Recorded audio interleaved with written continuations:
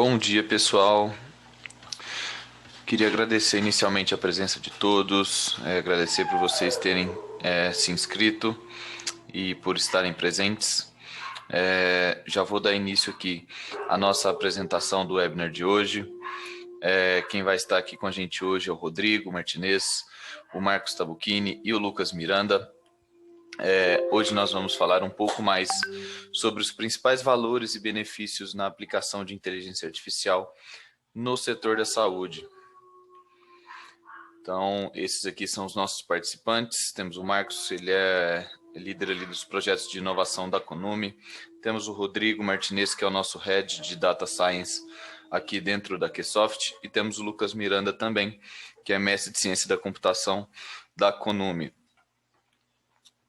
Falando um pouquinho mais sobre a nossa agenda de hoje, nosso conteúdo programático aqui, nós teremos uma apresentação da Ksoft agora no início, depois teremos ali 4 pontos principais que a gente vai tocar, que é a auditoria eletrônica de solicitações, a auditoria de erros e fraudes, a classificação automática de DRG e CID, o risco de internação dos segurados, e no final dessa apresentação nós teremos ali um momento de tira dúvidas. Então, já convido vocês, ao decorrer desse webinar, a interagir conosco, deixar sua pergunta no chat, na caixinha de perguntas e respostas, que no final, nossos convidados aqui vão responder todas essas perguntas para vocês, tá bom? Vou iniciar aqui nossa apresentação da Ksoft, falar um pouquinho da nossa história. A Ksoft é uma empresa, uma consultoria baseada em dados. Então, em 2000, nós tivemos a nossa fundação, com um objetivo bem claro, atender a demanda crescente por informação dentro das empresas, com o objetivo de tomar decisões de negócio.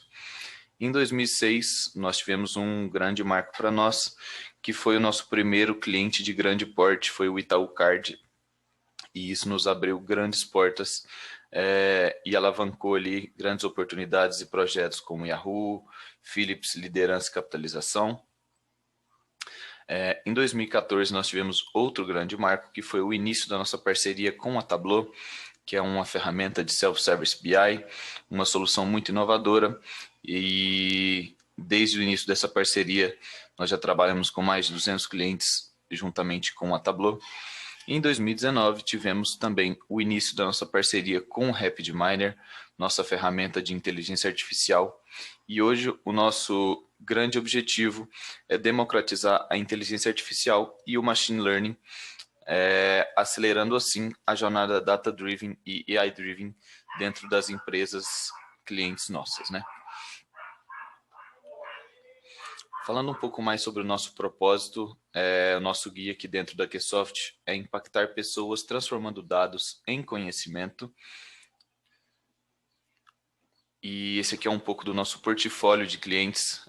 Nós tivemos já mais de 200 clientes atendidos durante esses 20 anos de mercado, de diversos segmentos, diversas áreas. Passando um pouco agora para falar sobre os nossos serviços. Cada caixinha dessa aqui em cima se refere a um tipo de serviço diferente. Então, nós temos ali o Self-Service BI, que vai desde o ETL até o Data Warehouse, chegando ali no DataVis, que é onde a gente vai ver, ter aquelas visualizações, né, os famosos dashboards. A gente passa também pelos KPIs, que são as métricas, e chega ali no processo de transferência de conhecimento para o usuário de negócio. Temos também a inteligência artificial, que vai desde o data prep, a gente passa ali no machine learning, e chega ali em 2 pontos cruciais, que são o progresso do time e o sucesso do time. Temos o data virtualization, passa pela virtualização de dados, o LGPD e a colaboração. E hoje também temos a Ksoft Academy, que é um projeto da Ksoft, onde a gente capacita usuários de negócio nessas 3 frentes, tanto na frente de Business Intelligence, quanto Machine Learning e Data Science, através de webinars, workshops. Hoje, inclusive, esse é um projeto da Ksoft, o webinar que a gente está apresentando aqui agora. E ali embaixo a gente consegue ver 2 tipos de formato de trabalho diferentes, né? Temos a jornada e temos o projeto. Vou falar um pouquinho mais do projeto de início. O projeto é aquela maneira mais old school que a gente já conhece, né, com entregáveis, e a gente percebe que o usuário de negócio, o colaborador, ele dificilmente vê valor durante todo esse processo, então ele fica um pouco mais insatisfeito, além também do fato de que geram um pouco mais de custos durante todo esse processo. E durante todo esse tempo na Ksoft, a gente foi aplicando metodologias ágeis até chegar no conceito de jornada, onde a gente ajusta a cada sprint e gera mais valor para o usuário de negócio, que se sente muito mais satisfeito, se sente muito mais tranquilo para realizar todo esse processo, até a gente chegar ali no topo da montanha, que é o nosso objetivo. Falando um pouco mais sobre os nossos parceiros, hoje a Ksoft é parceira oficial da Tableau, do RapidMiner, da Elastic e da Denodo. Todas essas tecnologias têm parceria com a Ksoft, mas a Ksoft é uma consultoria agnóstica, então nós entendemos que outras plataformas também estão no mercado e nós temos um time de mais de 40 colaboradores multidisciplinados que têm capacitação em todas essas tecnologias que a gente pode ver aqui na tela. Então, se você tiver alguma demanda com qualquer outra dessas tecnologias, a Ksoft está aqui para apoiar vocês, sejam elas tecnologias normais ou em plataformas clouds também. Passando aqui para o nosso tema, já vou convidar aqui o Marcos, o Lucas e o Rodrigo para falar um pouquinho melhor sobre os principais valores e benefícios da aplicação da inteligência artificial no setor da saúde. Rodrigo, está por aí? Todos me ouvem? Tudo bem aí?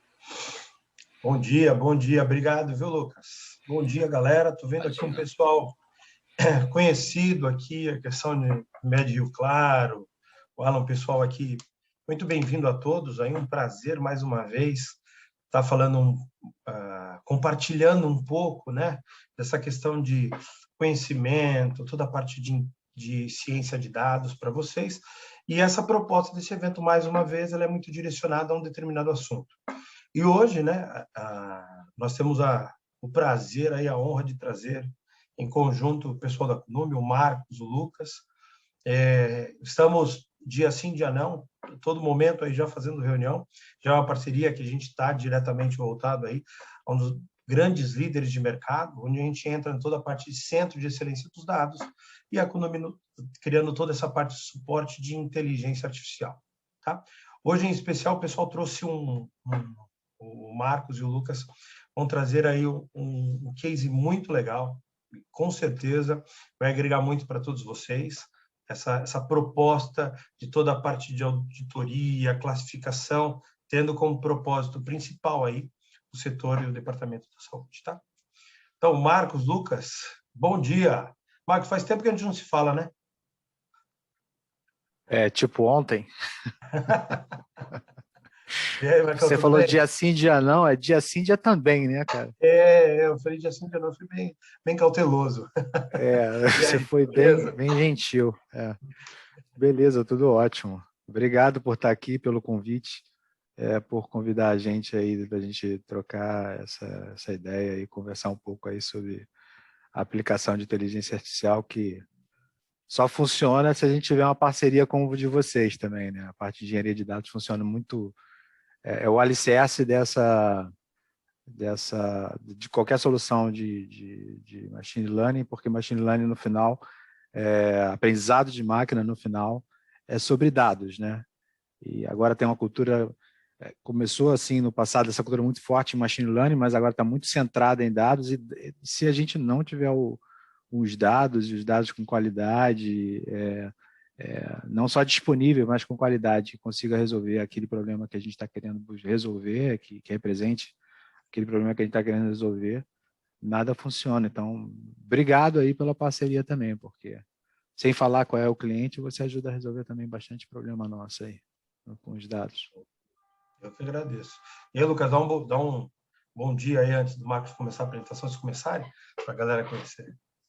E aí, pessoal, bom dia. Eu também agradeço muito o convite. Eu acho que é parte do que a Kunumi também faz, né? Uma espécie de, né, a gente tem como um dos objetivos passar conhecimento para frente. Então, é bem legal ter essas oportunidades aí de poder falar um pouco do que a gente faz, né? Às vezes, quando a gente está vendo algumas coisas da área que são um pouco mais técnicas, não tem não tem tanto foco assim na parte de negócios, né? Como é que as soluções e as técnicas elas podem se aplicar para resolver problemas reais e de clientes.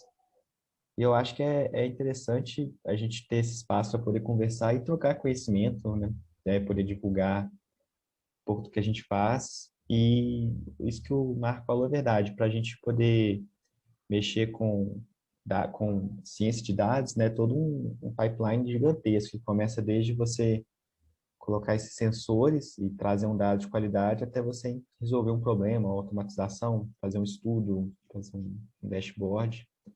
E é interessante que tudo isso funcione e que, né, as parcerias elas conversem bem, consigam fazer um bom trabalho junto aí. Então, acho que vai ser um ambiente bem legal aqui para a gente poder trocar ideia. Muito bom. Eu vou passar para você, Macau, a palavra, e aí, normalmente, o pessoal começa a ir questionando algumas perguntas aqui no chat, tá? Eu vou, na verdade, como a gente faz todos os dias, e a gente fala bastante, né? Boa parte das vezes eu vou interrompendo e pedindo a palavra e vou passando alguma pergunta da galera, vou passando. Alguns fazem mais técnica, alguns não, alguns só de negócio, então eu vou interagindo aí, tá? Mas passo aí a palavra para você, Marcos, vai começar? Vamos lá. Gente, galera, começa o show aí. Excelente evento para a gente, viu? Tá bom, o evento já começou, né? Bom, acho que vocês estão vendo a minha tela, o compartilhamento, ok, beleza. Bom, como você já fez a introdução, a ideia aqui é a gente falar de alguns cases, alguns projetos que a gente vem trabalhando no setor de saúde, mas antes aí vamos fazer um breve jabá da Kunumi, para quem não conhece, acho que também é importante conhecer, né? Deixa eu trazer aqui. Bom, esse nome Kunumi é um nome, a princípio, um pouco diferente, mas vem do dialeto tupi-guarani, quer dizer criança. Então, como criança, a gente está sempre aprendendo. Então, na área da ciência da computação, a gente vem aprendendo ao longo de 20 anos de uma linhagem de empresas que vieram e que nasceram da pesquisa aplicada na universidade. Então, a primeira delas foi o Miner, em 1999, que foi adquirido pelo Grupo Folha. A gente passou pela Aquan, aí a estreia dos nomes indígenas começou com a Aquan em 2005, ela foi comprada pelo Grupo Google e ele se tornou hoje a sede de pesquisa e desenvolvimento da América Latina. Em 2015 veio a Animu, que foi comprado pelo Grupo Lynx, que é uma empresa especializada em algoritmos de recomendação para e-commerce. As outras duas anteriores eram motores de busca na internet. Então, essas são exemplos de aplicações de pesquisa em negócios, e a gente vem com esse DNA, vem desde essas empresas que os seus cofundadores e fundadores da Kunumi hoje trazem na sua história, e a gente está buscando, então, vencer esse abismo que existe hoje entre a academia e os negócios.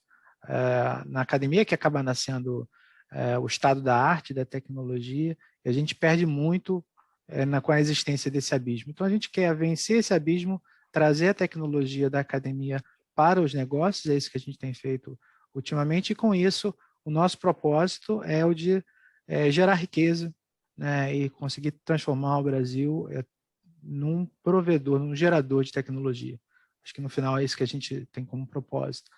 Então, a gente tem muito esse conceito dentro desse propósito e isso está muito antes de ser moda, a gente já buscava muito dentro desse propósito trazer uma agenda ESG, uma agenda que tivesse orientado os 17 Objetivos Sustentáveis da ONU. A gente acredita que as tecnologias e muito mais a tecnologia de inteligência artificial, ela tem um poder de transformação, e a gente vem, obviamente, também um pouco dessa história que eu coloquei, né, muito relacionado com as instituições, a gente tem um foco muito grande em pesquisa e desenvolvimento. Então, ao longo desse caminho, a gente já gerou diversos projetos, até 60 projetos de pesquisa e desenvolvimento, ajudou a fomentar um ecossistema de pesquisa e desenvolvimento importante. Isso é algo que é raro, né? Uma empresa que está no mercado e que está com essa relação forte com a academia, a gente tem isso e procura manter. Tá? Essa relação ela faz parte do nosso princípio, então parte da nossa margem ela é retornada para esses projetos. É óbvio que isso tem um propósito, mas também tem um fundamento de negócio, né? Com essa geração tecnológica, a gente consegue ter um diferencial e trazer isso como um negócio para o mercado. Então, a gente hoje tem cerca de uns 20 projetos de pesquisa e desenvolvimento, um pouco mais de 60 pesquisadores envolvidos, 16 instituições. Com certeza, a instituição que mais desponta aí é a UFMG, da onde a gente nasceu. A Kunumi foi fundada dessa conexão muito forte com a UFMG. Óbvio que, como eu falei, a ideia é a gente levar essa tecnologia para o mercado. A gente vem levando essa tecnologia do mercado ao longo desses 4 anos de existência da Kunumi. Passamos e temos algumas experiências, diversos tipos de casos, detecção de fraude, anomalia, predição de demanda, projetos mais rebuscados, como otimização de geração de produtos, otimização de consumo de produtos químicos em tratamento de água, por exemplo, como a EGEA é uma concessionária importante da área privada, e uma relação muito grande que se confunde com a nossa história, a própria história da Kunumi, que é a nossa relação com a Unimed Belo Horizonte. Então, a gente já tem uma relação de muito tempo, isso aí, eu estou falando porque isso já é público, né? Já saiu diversos comunicados na imprensa, divulgados pela própria Unimed, e é por isso que a gente não tem nenhum problema em estar colocando aqui essa relação. Mas a gente não tem só nessa relação as bases de formação e nossa experiência na área de saúde, a gente tem relações também com o Fleury e outras instituições. E a aplicação de inteligência artificial, como eu falei, ela tem esse poder de transformação. Então, a gente tem alguns casos que a gente vai trazer para vocês, eu vou passar logo a palavra para o Lucas, mas tem outros casos muito legais, como, por exemplo, o uso de inteligência, eu gosto de falar que eu acho muito massa esse caso, que é o uso de inteligência artificial em marcadores sanguíneos, por exemplo, para detectar COVID e H1N1. Tem modelos hoje que a gente já treinou e consegue ter uma acurácia de 90% no exame sanguíneo normal, conseguir definir se o paciente tem a probabilidade de ter COVID ou não. Então, é esse tipo de aplicação que a gente está buscando, além dessas que a gente está trazendo aqui agora. Então, já vou passar, são 11h20, já fiz o jabá. Vamos falar agora aplicações de inteligência artificial para o setor de saúde. A gente trouxe 4 cases aqui. Eu acho que eu conversei com o Lucas, o Rodrigo, acho que a gente tem aí um tempo para a gente falar por outros cases, eu acho que enriquece o tema. Vamos passar rápido e aí dá um espaço, acho que tem bastante espaço ainda de um tempo para a gente poder trocar.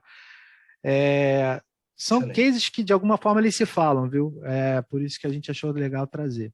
Então, o de auditoria eletrônica de solicitações, esse é um case muito importante, que resolve uma dor muito grande da área de saúde, em especial os operadores de plano de saúde. A auditoria de erros e fraudes, outra dor muito grande aí desse processo. A classificação automática da RG e CID, essa é uma terminologia aí que o Lucas vai falar melhor, mas que é específica do setor, e o risco de internação de segurados. Então, esses são cases, de novo, são exemplos de cases que a gente está trazendo, existem outras e várias aplicações, como, por exemplo, o próprio risco jurídico, pode ser uma derivação de outra aplicação de modelo. A gente vai trazer esses aqui para falar um pouco deles. Só para... Excelente, pode falar. Excelente até de trazer mais, só o pessoal que está participando aí, nós estávamos pensando de 2 cases por questão de tempo, que eu tenho certeza que diversas perguntas vão surgindo, como já estão fazendo aqui, questão de, já coloco que uma das pessoas colocou para todos, tenham liberdade de, obviamente, questionar, se tiver algum caso que você hoje já tenha, e aí tiver dúvida de saber se pode estar complementando, não, trabalhando toda essa parte de aprendizado dentro de alguma realidade que você tenha, com dúvida mesmo, né? Essa é a grande proposta, a gente trocar case, mas conhecimento. Aqui o Marcos e o Lucas também conseguem ajudar, tá? Eu vou ficar aqui como mediador aí das perguntas, viu, Lucas? O pessoal chegando, eu vou pingar, tá bom? Beleza. Beleza, Lucas, agora é com você aí, auditoria eletrônica de solicitações. Beleza. Quer contextualizar? Sim, posso, contextualizo. Esse case, né, que a gente vai passar, que é o da auditoria, ele foi o nosso primeiro projeto lá dentro da Unimed, né, foi que o projeto, assim, que já é operação, que não foi POC, e ele é bem interessante, assim, né, ele tem algumas coisas bem legais, e uma das coisas que eu acho que é mais legais nele é a ideia, a primeira ideia, que eu vou falar mais disso, mas né, tem-se uma ideia de que a automatização ela vai retirar aí emprego das pessoas, o que não é verdade da grande maioria dos casos, não precisa ser verdade. É mais uma questão de cultura de empresa do que de automação em si, né? E aí, né, eu acho legal essa questão desse projeto, mas como o Marcos já começou a falar, quando a gente tem um plano de saúde, né, a gente espera que o plano pague pelos procedimentos que ele vai cobrir lá, ou remédios, ou consultas, ou exames. E na grande maioria dos casos, isso é feito de forma automática, bem simples, são coisas que não afetam tanto. Porém, existem casos, né, de solicitação médica, que a gente solicita para o plano, que precisa aí de uma auditoria mais bem feita, assim, uma auditoria com um pouco mais de zelo, um pouco mais de cuidado, né? Por exemplo, se eu estou pedindo ali uma solicitação, um hemograma, uma coisa que é mais barata, às vezes o custo de eu pedir para algum especialista auditar aquilo não vale o preço que aquilo custa, tanto para o laboratório quanto para a seguradora de saúde. Em contrapartida, se eu estou falando, por exemplo, de uma quimioterapia que tem remédios que o miligrama daquele remédio pode custar, sei lá, 100 mil reais, já é uma coisa que precisa ser feita, né, com um pouco mais de cuidado. E aí, qual que é o problema? Existem muitas solicitações e o corpo de auditoria, ele não consegue dar conta de todas essas solicitações. E aí, o que acaba gerando é que eu tenho aí um atraso tanto para o cliente às vezes ele pede uma solicitação e só 3 dias depois que ele vai ter o resultado, a próprio corpo de auditores e auditoras fica sobrecarregado porque nunca para de chegar, principalmente em épocas essas como a gente está de pandemia, todas as coisas têm que ser vistas com um pouco mais de zelo, os hospitais ficam cheios, então é muito cansativo. E aí acaba sendo um pouco ineficiente nesse sentido de esperar. E aí, na proposta que a gente recebeu e que faz parte, né, falando também da solução, era criar um modelo, um sistema que utilizasse ciência de dados, aprendizado de máquina, para a gente poder resolver, automatizar parte dessas solicitações. E foi o que foi feito e com benefícios que a gente teve, a gente conseguiu reduzir. A gente consegue automatizar hoje 45% dessas solicitações que antes demoravam, e hoje é praticamente instantâneo a resposta para esse tipo de problema, para esse tipo de solicitação. O que acontece? A gente, antes, né, tem esse fluxo da esquerda, o médico ele solicitava a cirurgia, o procedimento, a consulta, o exame, e aí passava por esse sistema autorizador da operadora, que automatizava a grande parte das solicitações, e aquelas que eram um pouco mais difíceis passavam para um corpo de médicos auditores. E aí agora, o que a gente faz, né, a gente colocou uma outra entidade aí, que é o nosso auditor eletrônico, que é esse modelo que, além de automatizar mais, hoje está um pouco mais, está 45% das solicitações, ele faz isso com 99,4% de precisão. E aí o que é interessante, tem duas coisas interessantes aí, né? A primeira, como eu falei, mas estou automatizando 42% das solicitações, será que eu tive uma redução de 42% das pessoas que trabalham? E não, tem algumas solicitações que elas são ainda mais difíceis. Por exemplo, eu citei a solicitação da quimioterapia, não foi à toa. Geralmente, quando alguém está fazendo um tratamento oncológico, os casos geralmente são muito complexos, eles precisam ser avaliados, e aí os auditores, eles têm que, por exemplo, às vezes ler algum Laudos. artigo, pode ler paper. Geralmente essas pessoas têm que ir até o hospital para poder conversar com o médico, tem que avaliar direitinho como é que como é que está sendo aquele diagnóstico, porque quimioterapia é um procedimento que ele faz muito mal, assim, é um procedimento que cura o câncer, mas ele também é uma coisa que é muito delicado, o corpo ele sofre muito com a quimioterapia.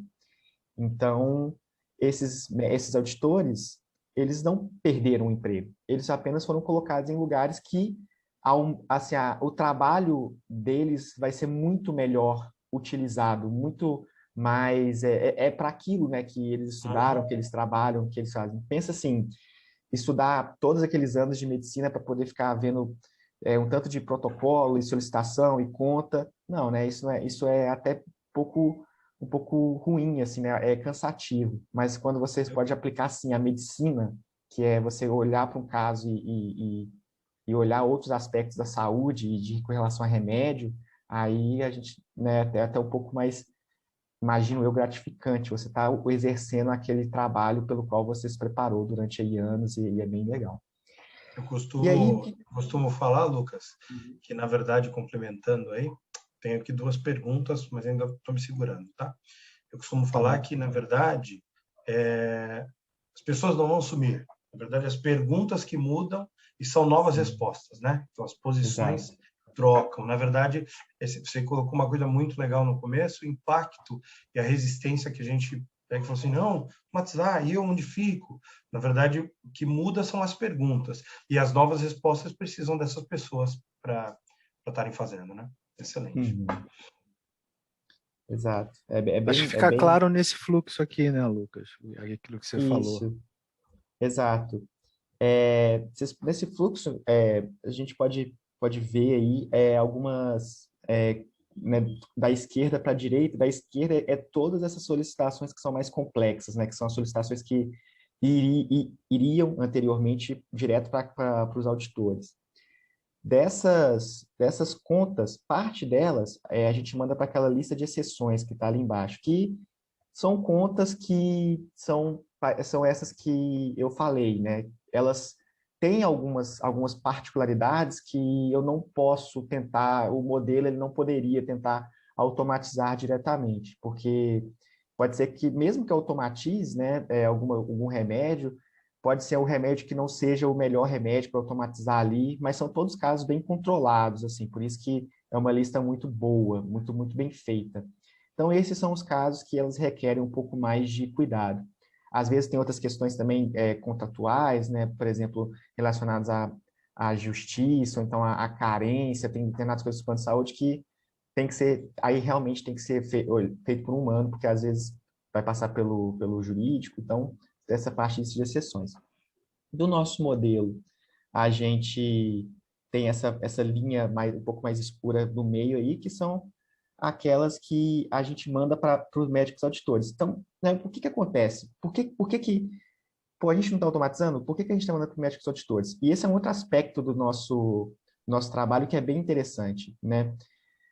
Vamos supor que o modelo ele erre, ele não automatize, ele não ele fale que alguma solicitação não tenha que ser aprovada, mas na verdade ela tem que ser aprovada. Esse seria um tipo de problema que seria muito ruim se a gente tivesse, né? Pensa assim, eu estou negando um serviço que a pessoa tem direito, por qualquer motivo que seja, assim, tá? O que a gente faz é que quando o modelo ele nega, ele acha que aquela autorização não deveria ser aprovada, ele não nega direto para o cliente. Aí sim ele vai mandar para os médicos auditores. Porque aí pode ser que tenha alguma coisa ali que faça sentido, né, que não esteja, a gente não consiga ver, que faça com que o modelo não queira aprovar, mas aí aquele médico humano vai no final decidir se aquilo realmente vai ser aprovado ou não, porque seria um problema se a gente, né, não aprovasse. E aí é um outro aspecto legal também. A gente não está deixando a máquina, né, pegar o direito que a pessoa teria. A gente está fazendo isso de uma forma que seja, que a gente consiga se precaver desse tipo de problema. Acompanhar. E aí tem um outro, alguém quer falar? Não, eu digo até uma forma de acompanhar. Né? Uhum. Não, acho que esse é um aspecto importante, porque primeiro a gente está lidando com vidas humanas, né? Exato. Isso pode significar a vida, né? Pode significar a vida de uma pessoa. Então, dado esse aspecto, eu acho que isso é importante trazer aqui o conceito que, na verdade, você tem a união da máquina com o ser humano. Você tenta extrair o melhor da máquina, mas dentro das condições de contorno que a gente tem. Esse não seria um caso onde eu poderia automatizar 100%. Eventualmente, eu até poderia. E eventualmente poderia automatizar 100% com uma acurácia muito alta. Mas acontece que o peso desse 1% de erro, ele é muito grande. Então, essa é uma decisão que se tomou, não, a gente não tomou de forma isolada, foi um estudo, a gente levantou, fez um estudo, sentou, né, Lucas, com os médicos e o negócio, é isso que é importante, porque tudo isso é feito no modelo de cooperação, entendendo o negócio, né, as dores e quais são os elementos, né, que ponderam, quais são os drives, né, que pondera aí. Então, ponderando todos esses elementos, se construiu esse modelo dentro de um processo de aprovação que tomou essa forma. Mas, obviamente, outros processos podem ter um nível de automação maior, que talvez não fossem tão críticos. Vai, Lucas. Exatamente. Legal. Lucas, eu vou pegar, eu não sei se você permite, eu acho que faz, até para a gente ir compartilhando, né? Eu acho que é legal a gente ir envolvendo a galera. Toda pergunta que fizer sentido, eu acho que é legal. Pode, e aí eu vou pode mandar. ver se é o Marcos, o Lucas. Tem uma pergunta aqui, falou assim, ó, como que se deu esse cenário, né? Ó, foram gerados algoritmos de decisão para utilizar os sistemas de auditoria? Como se atualizam as regras, por exemplo? Como que e aí ela até falou assim, ó, o aprendizado é supervisionado? Ele está querendo entender um pouco como que tem essa evolução, esse aprendizado, esse acompanhamento da jornada, se é supervisionado ou não. Se puder, Lucas, entrar nesse overview. Posso sim. Legal. Bom, quando a gente chegou lá, já se tinha esse processo, né? Então, a gente utilizou uma série histórica porque o processo ele já existia. Desses casos onde a gente já tem um processo que existia, é o mais comum o aprendizado supervisionado, que é o que é usado aí. A gente utilizou as auditorias passadas para poder ter aí o nosso modelo e saber qual que é o nosso rótulo e treinar um modelo que pudesse fazer isso para as autorizações no futuro. Aí, essa pergunta que foi feita, né, de como se atualizam as regras, é uma pergunta interessante, porque hoje, algum tempo atrás, até algum tempo atrás, eu diria um ano atrás, e você, Rodrigo, que é da área também, você vai concordar comigo que quase não se falava da parte de implantação de modelo, até da engenharia de dados. A parte de dados era muito deixada de lado. E a parte modelo era o que se estudava mais. E aí as empresas, e fazendo o que a gente faz aqui, né, o que tanto a QSoft quanto a Cognito faz, a gente vai vendo que, na verdade, não é bem assim. A gente tem que realmente ter uma preocupação com dados, tanto antes de fazer o modelo, quando a gente coloca o modelo em produção, e no futuro. E aí, como é que a gente atualiza as regras, né? A gente retreina o modelo quando ele vai ficando um pouco defasado. Todo modelo, né? E aí, para todo modelo, ele fica defasado ao longo do tempo. Isso não tem a ver com uma má implantação, isso não tem a ver com uma coisa que as pessoas fizeram errado, erro de negócio, não. O mundo muda. E modelos de aprendizado de máquina, eles usam a distribuição das coisas. Se as coisas vão mudando. Exemplo, esse modelo, a primeira vez que ele foi treinado foi em 2017. E em 2017 a gente nem tinha falado de coronavírus ainda. Como é que eu pego esse... a gente não fez nada de errado, mas esse modelo em 2020 não ia performar bem se eu não retreinasse ele, porque simplesmente pelo fato de que mudou. Então, É até por isso que existe esse grupo de controle aí. Esse grupo de controle nada mais é do que uma série de contas que eu não envio para o modelo. Eu continuo colocando eles no processo de auditoria normal, porque eu quero que, mesmo com o modelo em produção, no futuro eu tenha aqueles mesmos dados que eu utilizei para poder, naquela série histórica lá atrás, para eu poder treinar. Então, eu tenho ali parte dos meus dados que eu consigo utilizar depois para poder reajustar o modelo e atualizar essas regras, ajustar o modelo para que ele fique mais fiel à realidade. Então, isso foi uma coisa pensada logo desde o começo, assim, que, né, são coisas que a gente só pensa depois que a gente trabalha colocando coisa em produção mesmo, assim, que são técnicas que hoje a gente já ouve falar mais, assim, né, já se fala mais de tratamento de dados com um pouco mais de cuidado, e não só dos modelos. Você até falou uma coisa, Lucas, muito legal, e que a gente trabalha muito isso, né? Primeiro ponto, o dado é vivo, né? Então, isso é uma das coisas muito importantes que todo mundo precisa entender, que a foto que eu tenho hoje, e aí período, hoje não é hoje, às vezes hoje o período, né? O time que eu estou falando hoje, pode ser diferente do de ontem, que também pode ser diferente do de amanhã. Então, não é algo que a gente venha fazer agora que não mude absolutamente nada. E uma outra coisa também que você falou que é muito legal, até para... Obviamente, aqui a gente está com um número grande de pessoas, a gente não entende qual que é o expertise de todas, mas quando a gente fala de modelo, é uma função matemática, que, na verdade, com o dado ali, ele vai mudando o comportamento, e é por isso que você foi muito feliz de falar assim, não existe o certo e o errado, é por isso que tem esse acompanhamento, essa visualização. Excelente. Eu tenho aqui outras duas perguntas, não vou fazer ainda, tá, Lucas, para seguir a tua dinâmica, mas tem muito legal uma outra pergunta que a gente tem aqui, tá? Entendi. Assim, eu só ia falar agora do grupo de controle, que acabei falando falando com a pergunta, aí a Você última viu que é coisa para dinâmico, né? Já fechar. passa, vem pergunta e tal. Exato. Para fechar, é só, né, falar que a gente chama de autorizador, né, mas o nome dele realmente é uma auditoria eletrônica. Ele ganhou alguns prêmios aí, até hoje é um projeto bem legal, a gente tem bastante reconhecimento dele, o pessoal, às vezes dentro da própria Unimed, outras áreas que não é a área que a gente está trabalhando lá, mas financeiro, marketing, eles vêm procurar a gente por causa desse projeto, assim. E assim, é bem legal, a gente fica bastante feliz de ter realizado esse projeto, porque se a gente poderia ficar horas falando dele aqui, né? Tem parte, é minha dissertação, parte dele é minha dissertação, foi minha dissertação de mestrado. E assim, né? Qualquer dúvida, gente, qualquer coisa que a gente não falar aqui, né? Os nossos e-mails vão estar no final aí da apresentação. A gente fica muito feliz de trocar ideia. E foi um projeto bem legal, assim. Até hoje tá na operação, tem muitas coisas ainda que a gente tem que melhorar, que a gente está melhorando nele. E seguimos, é um projeto bem interessante. Deixa eu passar para o outro, então, e só colocar um ponto aí, né, Lucas? Essa é uma característica dos projetos de dados e de inteligência artificial, né? Quer dizer, à medida que a gente vai se defronta com um problema, a gente traz essa solução, mas às vezes essa solução traz novos insights, né?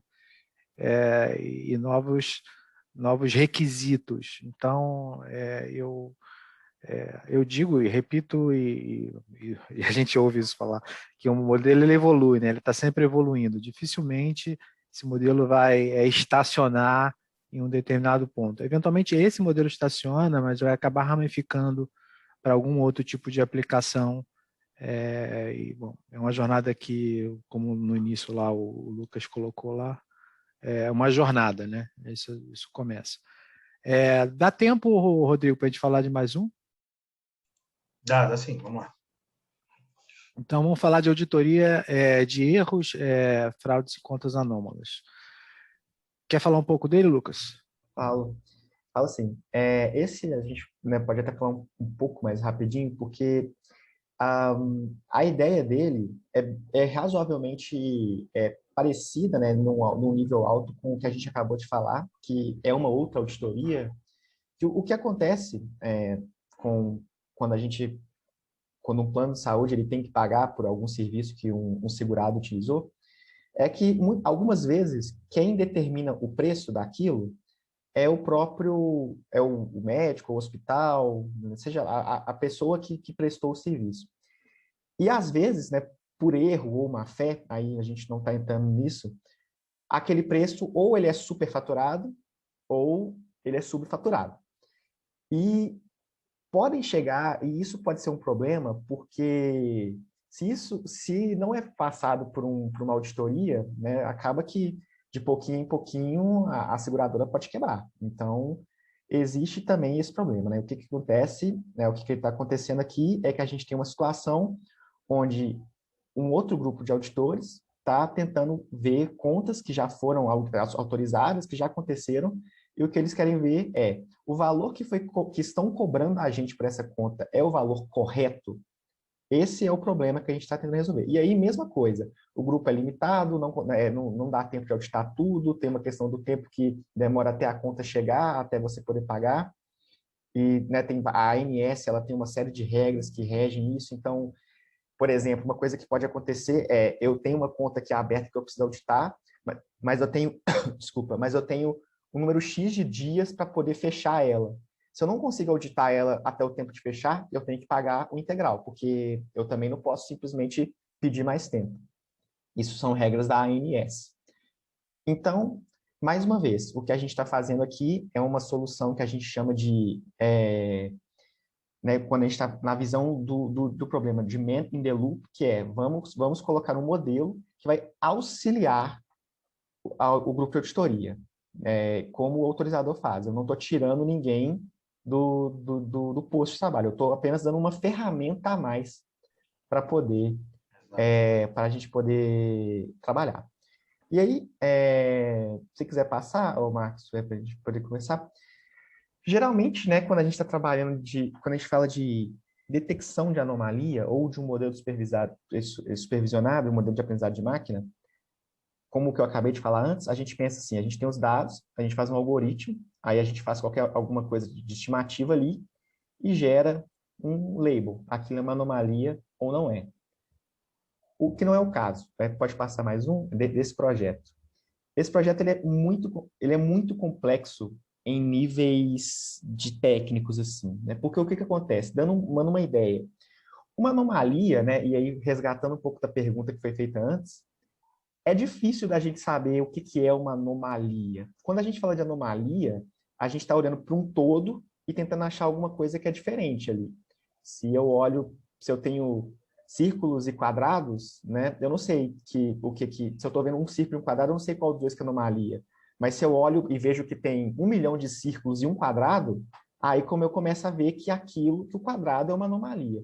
Uhum. Então, qual que é o grande problema? O grande problema desse projeto, e que fez com que ele fosse um projeto que fosse muito difícil, é que a gente tem dificuldade para poder saber se o que a gente está falando com que é anomalia, se aquela classificação ela é certa ou ela não é, por uma definição do problema mesmo. Eu não tenho alguma coisa ali que me fale com certeza que é ou não. E aí uma solução que a gente acabou testando vários modelos, a gente testou XGBoost, que é um modelo supervisionado que utiliza a árvore, a gente testou modelos que são de fatoração de matriz, que são o PCA, o TSNE, usamos redes neurais, e a gente viu que alguns modelos performavam bem, em alguns casos, outros modelos performavam bem em outros casos. Alguns performavam bem, não tanto assim, mas eles pegavam alguma parte. E aí o que a gente fez, que foi uma coisa bem nova, assim, né, que a gente via muito em Kaggle, né, que é um site que a gente tem ali para poder treinar skills de machine learning, foi que a gente começou a fazer um ensemble de vários modelos. A gente utiliza aí umas técnicas até de teste AB, né, porque é um conceito que quem mexe com Big Data está familiarizado, que a gente pegou todos esses modelos e pensou, pô, já que eu tenho aqui alguns modelos que são bons em alguns casos e outros não, e se a gente não colocar eles para trabalhar juntos, né? E aí foi o que a gente fez. A gente tem vários modelos, a gente tem vários algoritmos que a gente tem usado, cada um deles fala coisas diferentes. A gente usa uma técnica para juntar todos aquilo, né? Todas aquelas respostas que a gente chama de multi-armed bandits, que é um conceito ali para o pessoal que conhece um pouco mais de estatística, já mexeu com teste, né, familiarizado, que basicamente o que ele faz é o seguinte, ó, aqueles modelos que performarem melhor, eu vou dar mais dados para eles. Então, por exemplo, quando eu tenho algum dado chegando, eu tenho que escolher se ele vai para qual modelo que ele vai. Eu olho para o histórico e vejo qual que é aquele modelo que, sei lá, naquela semana, naquele mês, o período pode ser visto uma janela, está performando melhor. E aí eu tendo a dar uma prioridade para aquele modelo.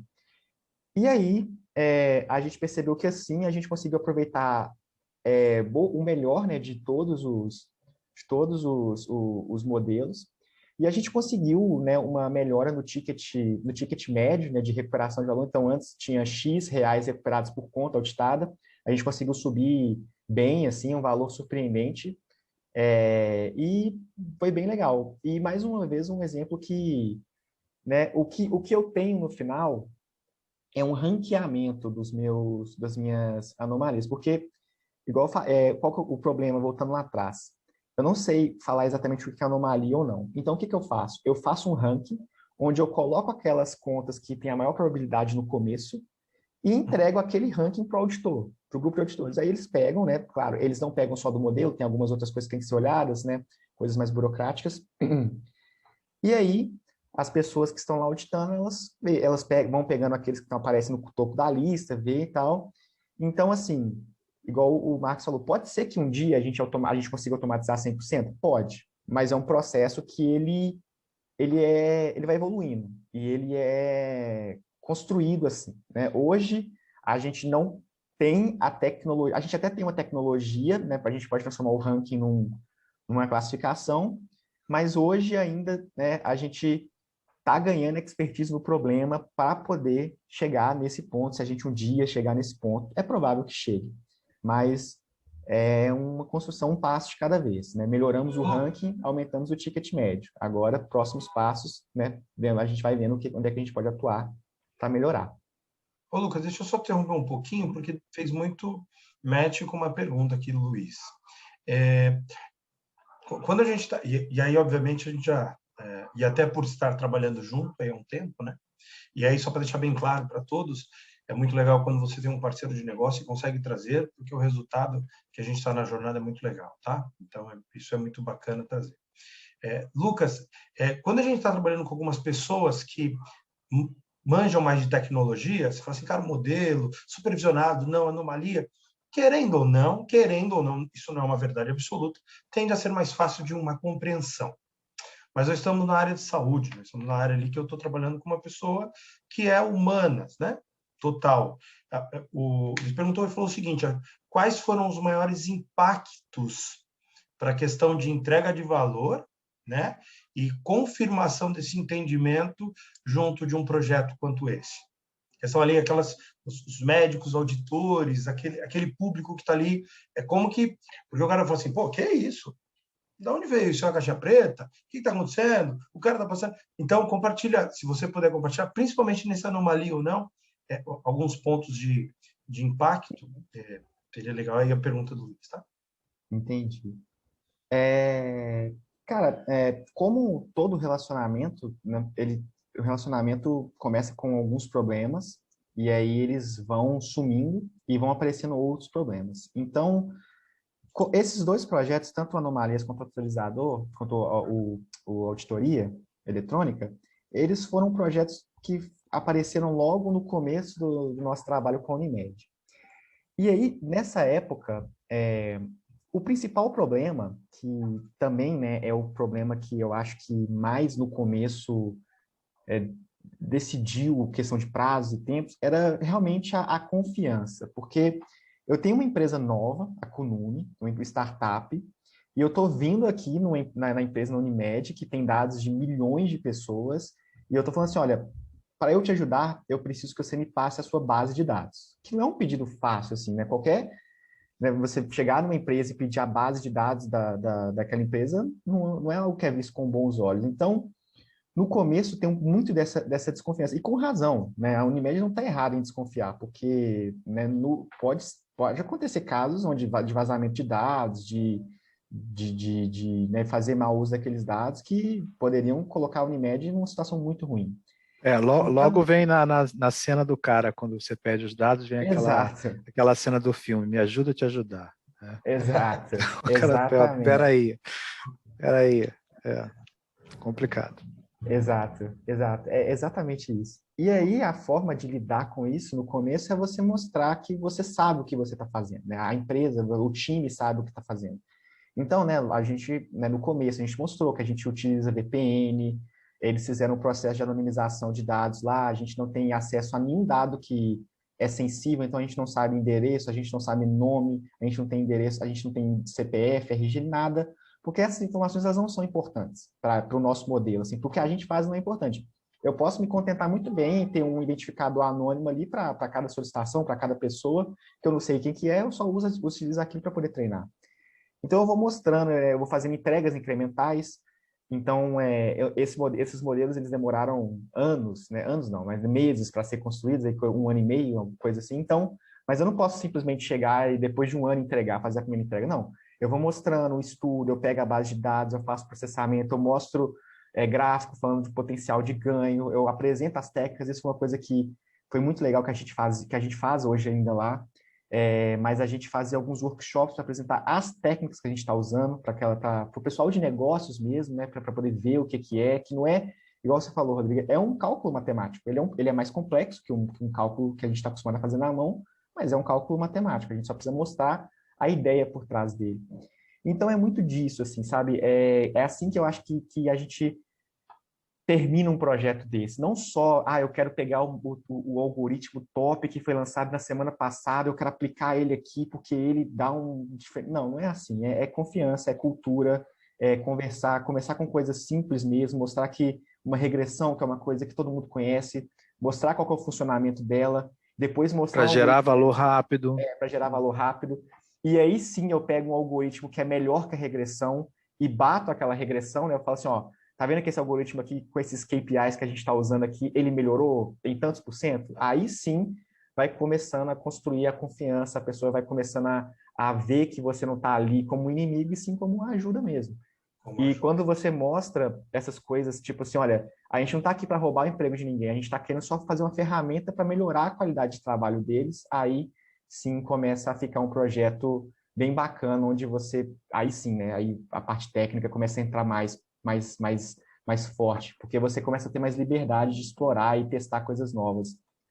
Então é bem legal.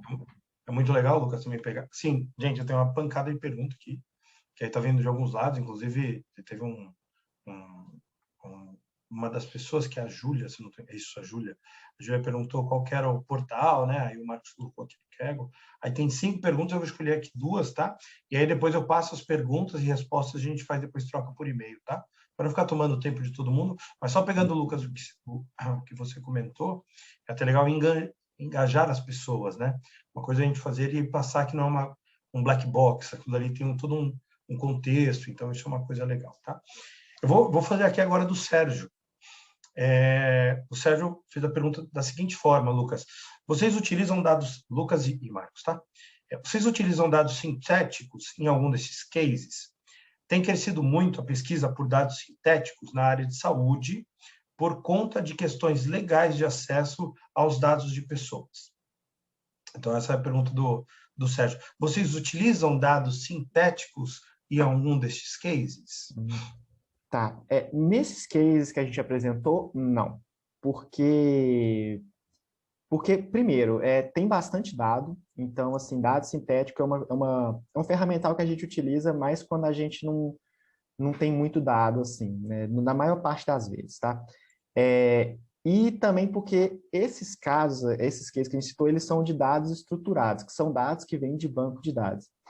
Geralmente, né, fazer dado sintético de dado tabular, dado de banco de dados, não é legal. Geralmente você só está acrescentando uma coisa que o modelo já sabe, que o modelo ele já vai entender, porque você não está pegando um padrão, às vezes, que ali está meio escondido. Geralmente não ajuda muito, não. Para dados tabulares, geralmente o que você acaba fazendo é tentar melhorar a sua engenharia de features. Então, se você tem um campo data, por exemplo, você tenta explorar aquilo, né? Então, você tem uma data, deixa eu adicionar uma feature aqui, sei lá, é final de semana, então é feriado, Calendário, por na exemplo. semana, Isso ajuda mais. Informações de calendário. Exatamente, isso mesmo. Só que tem alguns cases que não foram os que a gente falou aqui, né, que na verdade nem estão nessa apresentação, que eles ainda estão em produção, que a gente usa sim. Aí são dados que eles são não estruturados, né, que são dados como, por exemplo, imagem, vídeo, fala, voz, áudio.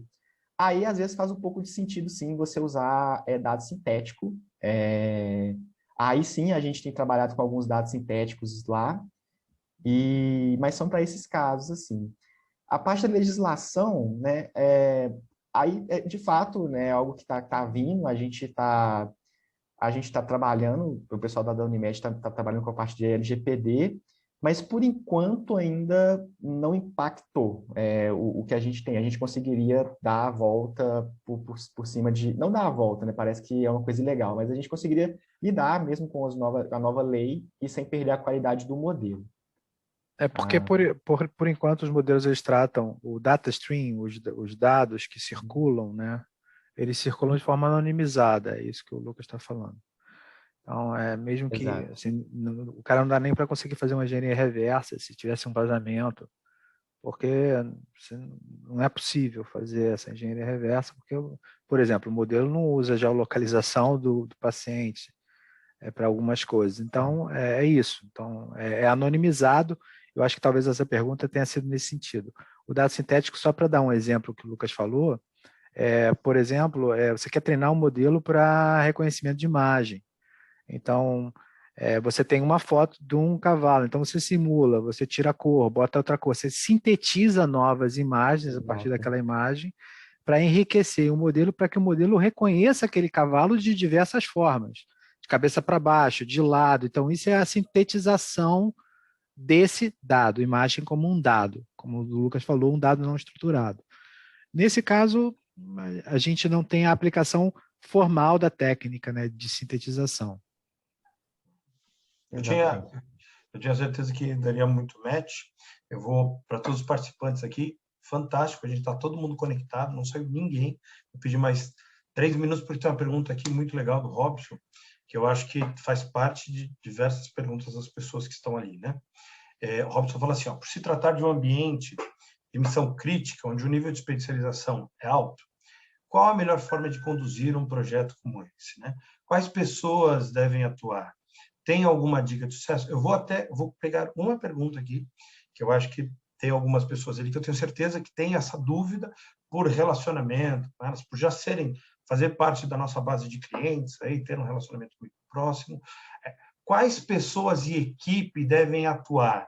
Isso tanto na parte do cliente, quanto na parte, por exemplo, do time de cientistas. Destacando principalmente, Lucas e Marcos, a parte do cliente. Quais pessoas do time do cliente, o que ele precisa? Cara, eu quero colocar ciência de dados aqui dentro de casa. Eu tenho aí questão de auditoria, classificação, fraude. Tudo isso que vocês mostraram, eu tenho necessidade aqui dentro de casa. O que eu preciso de time para prover? O que eu preciso para a gente começar uma jornada? Eu vou começar respondendo e vou pedir para o Lucas complementar. Essa é uma fórmula que a gente traz aqui para esses cases e que a gente pode aplicar para outros projetos. Então, você tem uma dor de negócio. Então, isso com dói de negócio, não é que dói na empresa, dói nas pessoas, né? Então, onde é que está doendo? Quem é o responsável por aquele processo que está doendo? Esse cara tem que estar envolvido, esse cara que conhece do processo.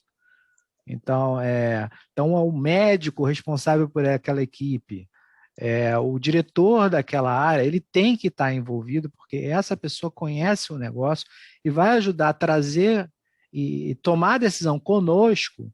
Aquele processinho que o Lucas montou ali, aquilo não saiu da nossa cabeça em forma isolada. A gente só poderia ter gerado aquilo com combinados, né? Com uma geração acordada com esse time. Então, é necessário que esse time esteja envolvido. Aí vai vir uma pergunta, mas qual é a dedicação? Essa dedicação oscila ao longo do projeto. Ela, num primeiro momento, que a gente está explorando, entendendo o problema, ela é uma dedicação alta. É que o número aí é de alguma coisa em torno de 8 a 16 horas de um profissional como esse por semana envolvido num time. Então, pensa que é um time, um cara central, né, um ponto focal na área de negócio. E depois que a gente começa a explorar o dado, tipo, a gente vai para a cozinha, né? Vamos começar a preparar aqui, fazer umas receitinhas aqui. Vamos ver o que funciona. Então, a gente explora os dados, explora os modelos, aí vai tirando dúvidas pontualmente. Depois, volta de novo num segundo momento de alta interação, que é o momento que a gente tem, olha, agora vamos validar isso que a gente tem. Vamos fazer uns testes. Aí tem uma alta interação de novo, uma validação, e aí vem um terceiro momento, que é o momento do vamos colocar agora para produção. Aí, nesse momento, essa galera do negócio precisa estar envolvida, porque isso inevitavelmente vai mudar o seu processo. Então, tem esse momento. E, óbvio, desde o início a gente falou, a gente só consegue fazer isso com dados. Então, a infra precisa estar envolvida no projeto. Esse é um projeto de TI. É isso que precisa lembrar, esse é um projeto de TI. Então, ele precisa ser um projeto embarcado pela TI. A TI tem que estar envolvida diretamente e desde o início no projeto. Tem que entrar no pipeline. A gente sabe como a TI trabalha em termos de pipeline, né, de demanda. Então, precisa ter uma demanda lá, precisa estar sendo priorizado dentro e precisa ter um ponto focal, em especial a galera que trabalha com a administração desses bancos, a administração desses dados. Porque no final a gente vai ter que construir toda essa arquitetura, e o Rodrigo sabe muito bem, de data stream, né, de fluência, né, de geração desses dados. A gente, é óbvio, vai trabalhar com a TI no famoso ETL, né, na extração, transformação, carregamento, geração dos datasets, a construção dessa arquitetura, que vai passar por uma fase de desenvolvimento e depois de produção. Então, acho que são essas duas pessoas, assim, muito importante, o cara que administra o banco, ou os bancos, ou os caras que administram os bancos, e vai precisar desse suporte de infra, né, para criar essa estrutura, e os caras de negócio. Esses são as pessoas que estão envolvidas. Lucas, esqueci de alguém? Acho que você falou super bem, né? Na verdade, só não é que você esqueceu, mas continuando o que você falou, né? Só um adendo mesmo, tipo, além disso, quando você entrega o projeto, você também precisa de pessoas para, né, dar manutenção naquele Para projeto. suportar, Então, certo. Exato. então, um processo que continua aí, né, por mais algum tempo. E os skills variam, né? Você tem pessoas que mexem com engenharia de dados, cientistas de dados, engenheiros de machine learning. Pode ser que você precise de pessoas que desenvolvam interfaces gráficas, que desenvolvam back-ends.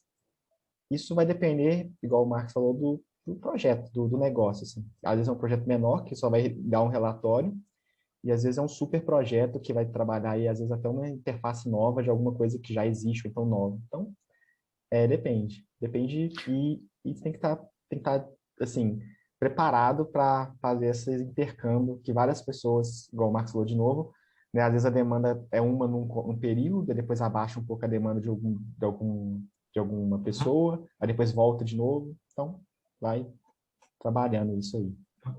Bom, eu vou primeiro agradecer muito vocês dois, com o nome especial. A gente tem uma grande parceria. É muito legal conseguir compartilhar todo mundo que participou. Eu acho que, obviamente, ficaram aqui 2 cases. A gente vai compartilhar o material por e-mail para todo mundo ter esse cenário. Tem lá no final, Marcos, colocar até para dar a mensagem final, o e-mail de vocês, deixar na tela, questão do slide final para ter. E, obviamente, além do agradecimento, deixar as considerações finais, tanto o Marcos quanto o Lucas, principalmente para esse público que está aqui, que eu ouso dizer que em torno de 70% a 80% das pessoas são da área saúde, tá? Quero começar a trabalhar com machine learning, aprendizado de máquina dentro do universo. Qual que seriam as considerações finais e a dica de vocês aí, Marcos, para começar? O que está esperando? Começa logo. Não porque eu quero vender, mas não, porque... Não, tirando a brincadeira, a gente só sabe realmente o que vai conseguir gerar. A gente tem um problema e tem uma dor, mas a gente só sabe conseguir realmente avaliar se é possível tratar aquele problema através dessa abordagem de dados de inteligência artificial, se a gente começar. E tem que começar por algum ponto, né? Eu tenho que estar tudo estruturado, eu tenho que estar tudo montado, a minha arquitetura, meu sistema legado aqui, meu sistema on-premise aqui ele é meio quebrado e tal. Cara, mas com certeza a gente consegue extrair um dado e começar a trabalhar. Então, assim, tem que começar por algum lugar. E a forma de começar, e todo o projeto de machine learning começa numa estrutura exploratória mesmo. A gente tem que explorar esses dados. E isso pode começar. Não precisa ter um time de 20 pessoas para começar. A gente pode começar com 1 cientista, 2 cientistas de dados. Vamos explorar. E vai acontecer isso que o Lucas falou. A gente vai gerar um modelinho que já vai começar a entregar valor. Isso normalmente ocorre de forma rápida, em alguns meses. Você precisa fazer toda uma jornada de preparação. Vamos levantar o Titanic e vamos botar no mar. Não, cara, vamos começar com a lanchinha para depois ir para o transatlântico. Essa é a ideia. Então, vamos começar. Essa é a recomendação. Vamos começar olhando os dados. Essa é a primeira recomendação. Um cientista de dados começar a olhar esses dados que existem no negócio. Lucas, tem algum complemento? Na verdade, tem que ter a pergunta, tem que ter a dor, tem que saber qual é a dor. É óbvio, é verdade. Isso é fundamental, né? Senão, o que eu vou olhar, dos dados, né? É que nem quando a gente começa um projeto, fala assim, o que você precisa? Cara, eu preciso de tudo. Putz, aí tem um grande não, ferrou. Gente, né? Mas diz aí, Lucas, consideração final. Eu acho que o Marcos falou tudo, assim. Nessa parte de negócios é exatamente isso. Agora, se a pergunta é voltada para o técnico, assim, cara, para começar, tem muito material bom na internet aí para estudar, para poder ver. Tem muito case legal. Não recomendo começar com artigo direto. Vai ver vídeo no YouTube de case que deu certo. Tem muita empresa muito grande que funciona, que resolve problema, que fala o que fez. Aí, né, aí sim, depois que pega essa motivação, pega a contextualização toda, ir para um post em blog, tentar fazer na mão, assim, e aí quando chegar no nível que está muito avançado, aí sim, ir num paper, ler um artigo, buscar alguma coisa tipo de dissertação de doutorado que já foi feita, mas tem muito material bom na internet, tanto de programação, tanto de estatística, tanto de machine learning. Aí é tomar muito café e debruçar isso. Energético, Red Bull. Mas Mas isso o Lucas falou é muito legal. Eu acho que a mensagem principal, de novo, como eu falei, vamos começar, tem muita disponibilidade de material, né? E as ferramentas hoje disponíveis, elas são muito democráticas. A gente entra no Google Colab da vida e você já tem uma máquina que tem uma placa gráfica que você já consegue gerar um modelo. Você trabalha com Python, baixa tudo de graça. Então, é isso. Mas eu não sei por onde começar. Aí, bom, nesse ponto a gente ajuda. É importante começar a formar essa competência. Eu acho que isso é um grande diferencial para todas as empresas, né? Já está acontecendo hoje. No futuro próximo, uma empresa que não embarcar, eu acho que pode ser realmente essa não diferenciação pode ser uma questão de sobrevivência. Exato. Marcos, você falou tudo. Eu estou fazendo um MBA lá fora, né? E aí tem uma das coisas muito legais que um professor falou, um mentor falou lá, que eu achei muito legal. Transformação digital não é mais inovação, é necessidade de sobrevivência, tá? Então já não é mais assim, vou inovar, não. Se você quiser permanecer, tem de fazer. Né? Gente, todo mundo que participou, todo mundo está aqui, sensacional, é muito legal quando acontece isso. Saíram 2 pessoas só, então muito bacana, avançou até 15 minutos aí, tá? Agradeço a Kunumi de novo, muito legal estar falando aí com vocês, Marcos, parceiro, Lucas, todas as pessoas que estão aqui, não vou ler o nome de todo mundo, mas é o pessoal que está aqui. As perguntas que a gente não conseguiu responder, eu vou passar por e-mail. Nosso time vai encaminhar a apresentação e as perguntas por e-mail, tá? Espero contar com vocês daqui no próximo mês, no próximo evento. E não esqueçam, né? Inteligência artificial para todos. Essa é a grande questão, o grande slogan que fica para a nossa evolução. Beleza, gente? Valeu, obrigado, participação de todos. Até a próxima, hein?